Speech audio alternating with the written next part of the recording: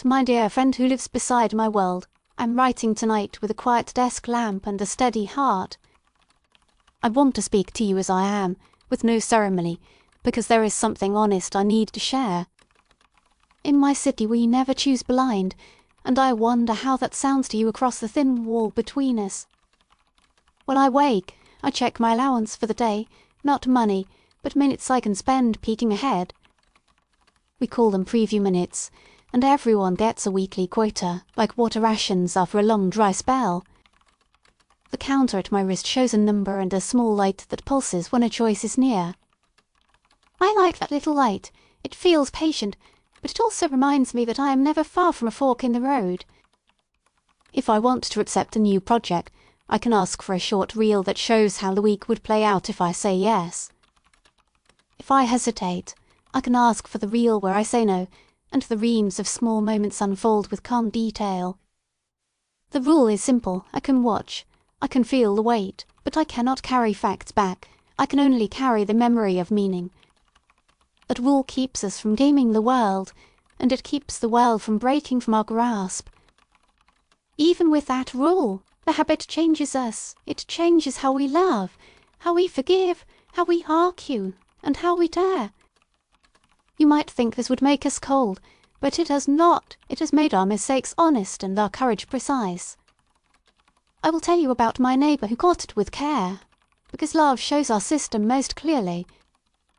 She met someone kind, and they both had preview consent tokens, which is a polite thing here. On their third date they chose to watch the same short future where they moved in together after 6 months. The reel showed cosy breakfasts, but also dull Sundays where they did not talk, and a slow bruise of boredom. They watched a second reel where they waited a year, and the space in between made their wish sharper and kinder. They chose the second path, not because it was safe, but because it felt rooted, and now they walk that road with open eyes. Another friend avoids previews for art, and I respect her for it. She says that a song needs the first shock of a true note, and a plan steals that, even when the plan is wise. In our world we call that a blind fast, and it is not a rebellion. It is a ritual to keep a sense of discovery alive. Employers ask about blind fasts the way yours might ask about hobbies, because it hints at how we meet the unknown. Some people overuse previews and feel thin and tired, and we have a name for that: option collapse. It feels like a heavy fog of maybe, and the remedy is simple but hard. You rest, you choose something small without a reel, and you heal. I had my own brush with fog in winter when I kept replaying How to Speak to My Father. The reels were kind. They warned me where my words would sting, but they also lulled me into delay. In the end I chose to stop peeking for a week and spoke for a place that no model could soften. We argued, and then we sat in silence, and it turned out that silence needed to happen, and it turned out I was strong enough to sit in it. Courts here have a practice that is firm and strange. They can ask to see your preview log. If you choose to do harm and you saw the harm in advance, the charge is heavier. We call it premeditated twice. That sounds harsh, yet many of us accept it, because the second seeing means you walked toward the fire with clear feet. In the same way, a firefighter who saw the worst case and still went in is praised with careful words. We try to measure not only what you did, but also what you knew, and what you chose to do with that knowledge. This did not make us saints. It made us specific. Teenagers get a capped plan, and they joke that we ration foresight like data on a cheap phone. The cap is real, because the young mind needs to build its own map, and a surge of reels can drown the voice you must learn to hear. Faith groups here take different paths with previews, and I want to explain with care. Some forbid them for vows or rites, because they believe trust grows in places where light is gentle and indirect. Others see previews as a tool that helps intent stand up straight, like a candle cupped against the wind. Weddings often include a sealed window of time, a day with no peeking, so a promise can be made in full presence. I like that practice. It keeps the heart honest, and it lets joy ring without an echo of a forecast. Sport must be handled with rules, or it becomes theatre instead of contest. We allow a short preview one play ahead for safety and tactics, but not more, and even that is debated late into the night. Champions sometimes renounce previews during the final, and we give them a small badge called the blind clutch. Fans love that badge because it says a person faced the noise of chance and did not flinch. Businesses buy preview minutes in bulk and run them in clean labs, at hum like winter fridges. They decide product lines with 10-second reels that test how the launch jolts a market, and then they test if the joy fades or grows. A worker can refuse to watch a reel that digs into their private life, and the firm must accept that line.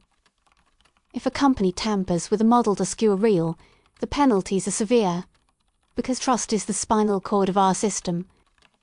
We audit models the way you audit bridges, because a bad span looks fine until something heavy tries to cross. Insurance gives discounts when you can prove you watched a risk reel and took sane steps to reduce harm. People keep little binders of safety reels, and they look dull, but the loads they protect are not dull at all. You might ask if this crushes surprise, and I will answer you honestly, it changes surprise, it does not kill it. The best surprises now are in how we respond, not in what happens. When I saw a reel where a friend forgot my birthday, I still chose to bake her a cake, and she cried when I arrived, and that was new. The reel showed a miss, but it did not show the grace we made in the wake of the miss. That is the thread that keeps me brave. The models map events, but we map meaning in the moment. We guard consent with great care.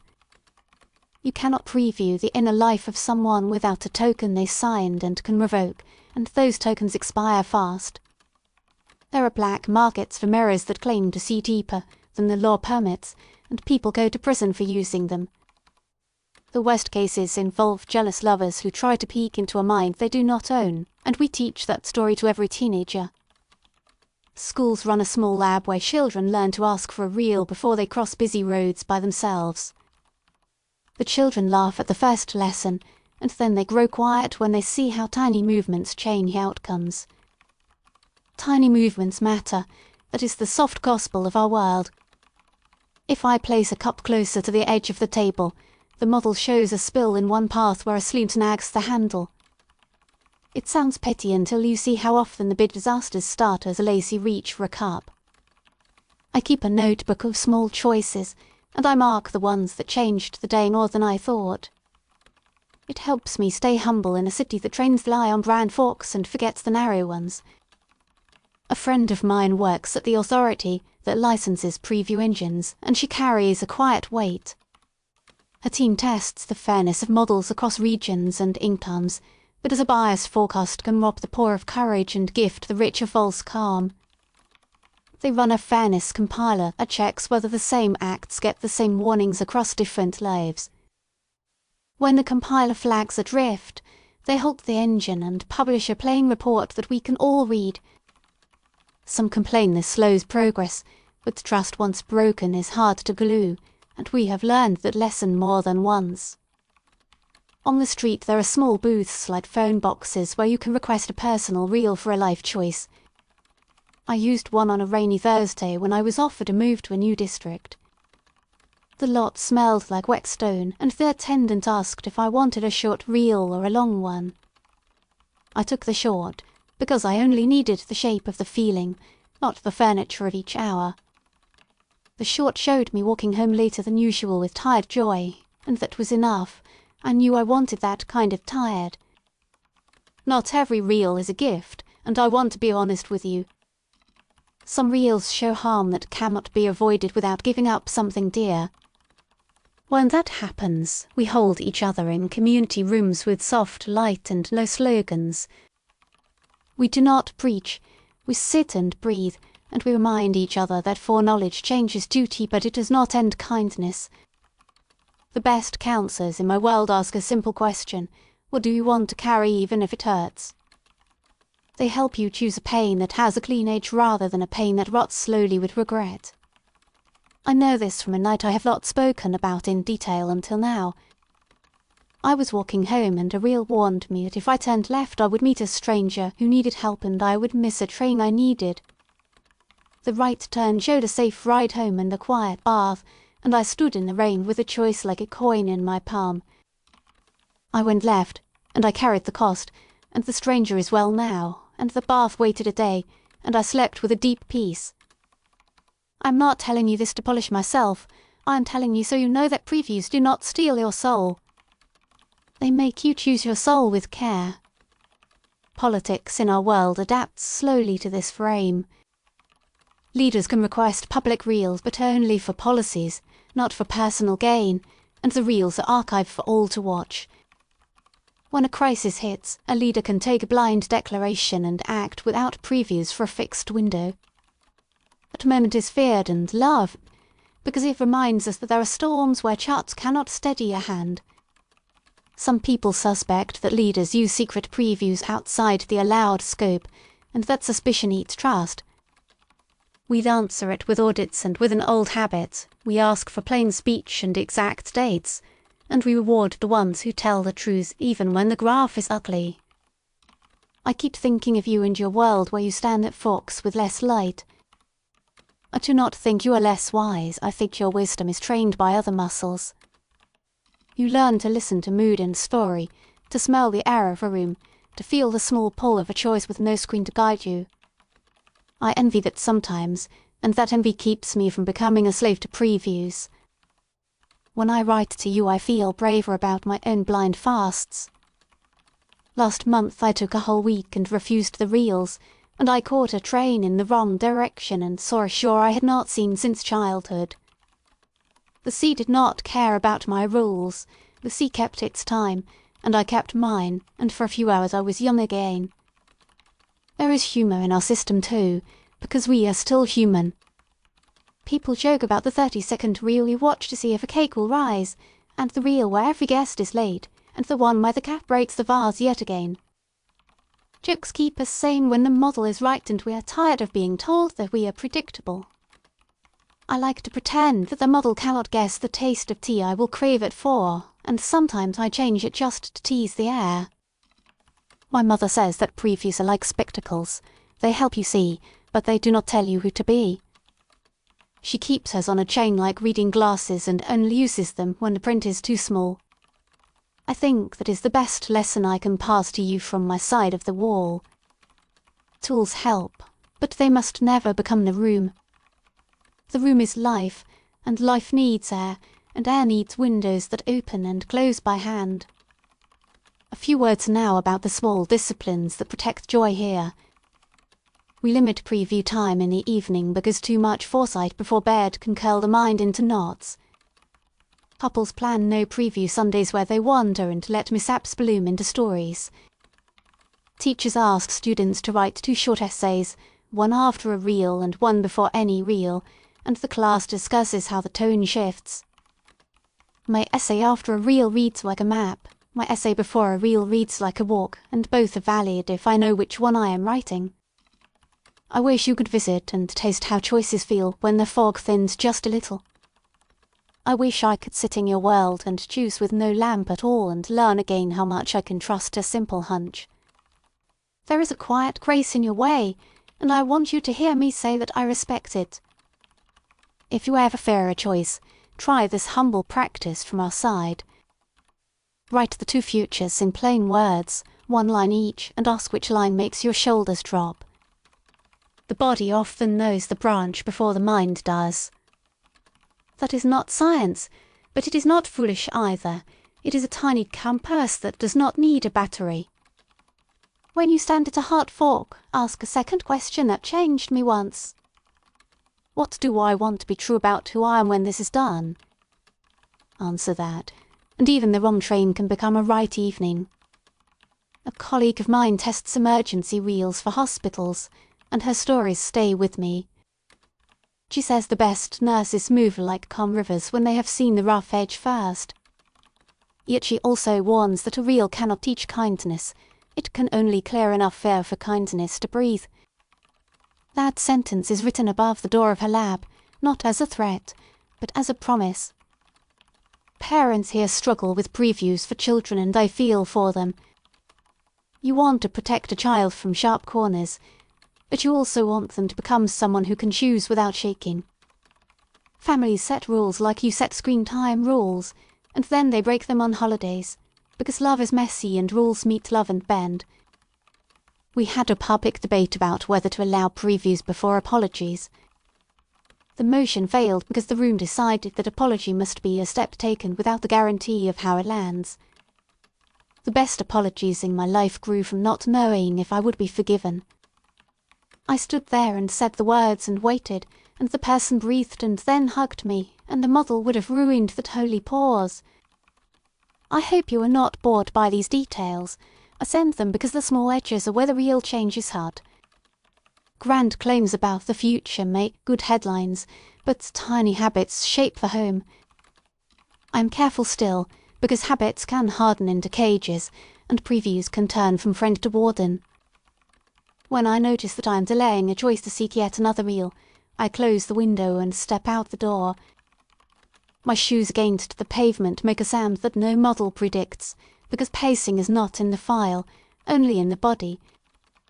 I want to tell you about Lena, who opened a bakery after a string of reels told her she would break even for a boring year. She opened anyway, and the boring year taught her every valve and dial in the ovens. Year 2 the reels were brighter, and she smiled and said she would have opened even if they were not, because she had learned to love the work itself. That is the hidden gift of peaking. It makes you ask whether you want the path, not just the view. Once you answer yes to the path, the view is a bonus you do not cling to. I do not think this is new wisdom. Our tool only turns the light so the old wisdom can be read. Your grandparents knew it when they walked into storms and called it life. We put it on a screen and call it a reel, but the heart that chooses has the same weight. Do you see why I wanted to write to you tonight? I can share 1,000 policies, but I mostly want to place a small stone of calm in your pocket. When you face your next fork, breathe once, name 2 paths in plain words, ask who you want to be and step. If you step wrong, you can still become right by what you do next, and I promise that is true from both sides of the wall. My final confession is small and very dear. I keep 1 preview minute tucked away each week, untouched, at a coin you will never spend. I do this to remind myself that not all light must be used. Some light must be saved so the dark can teach me gently. Please keep a minute of your own, not a reel, but a moment in which you trust yourself without proof. If you do, write back across the air and tell me how it felt to step without a lamp. I will sit at my desk and listen to your words as if they were a tide under my window. Until then I am here, choosing slowly, loving where I can, and learning how to be kind while I cannot fix a thing. From your friend who lives in the world next to yours, I send this simple letter with warmth and respect. Thank you for staying with me to the last line. Your time is a gift and I feel it. Please tap like if this letter helped you breathe, and please subscribe so I can send you the next one. Leave a comment with a choice you are facing and I will read every word with care. If you wish to support the channel, you can use the QR code at the bottom right of the video or the link in the description. You will also find other works in the description from a different series that explores a very different path. For now I wish you a gentle night, and I hope you will return for the next message from our neighbouring worlds.